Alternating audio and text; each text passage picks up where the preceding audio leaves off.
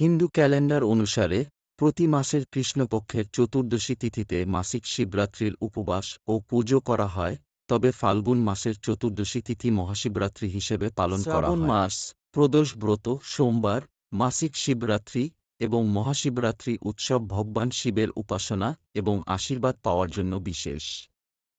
Hindu calendar অনুসারে প্রতি বছর ফাল্গুন মাসের কৃষ্ণপক্ষের চতুর্দশী তিথিতে মহাশিবরাত্রি উদযাপিত হয়। যদিও হিন্দু ক্যালেন্ডার অনুসারে প্রতি মাসের কৃষ্ণপক্ষের চতুর্দশী তিথিতে মাসিক শিবরাত্রি উপবাস ও পুজো করা হয়, তবে ফাল্গুন মাসের চতুর্দশী তিথিকে মহাশিবরাত্রি হিসেবে পালন করা হয়।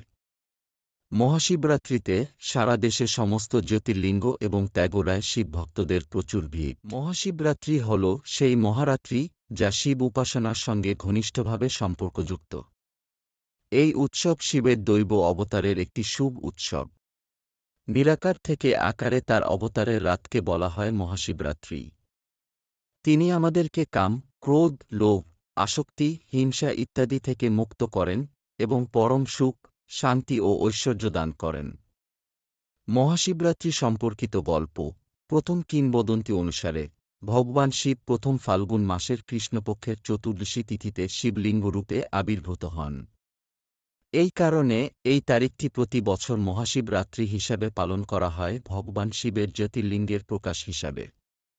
শিব পুরাণ অনুসারে শিবের নিরাকার রূপের প্রতীক লিঙ্গ শিবরাত্রির শুভ তিথিতে আবির্ভূত হয়েছিল এবং ব্রহ্মা ও বিষ্ণু দ্বারা প্রথম পুজো হয়েছিল। যেখানে স্কন্দপুরাণে বলা হয়েছে যে আকাশ নিজেই লিঙ্গ, পৃথিবী তার পিঠ বা ভিত্তি এবং সবকিছুই অসীম শূন্য থেকে জন্মেছে, তার মধ্যে ছন্দের কারণে তাকে লিঙ্গ বলা হয়।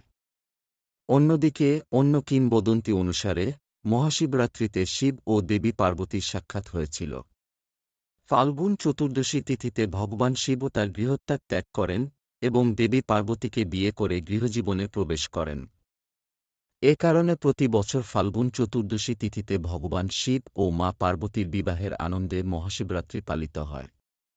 এই দিনে শিব ভক্তরা মহাশিবরাত্রিতে অনেক জায়গায়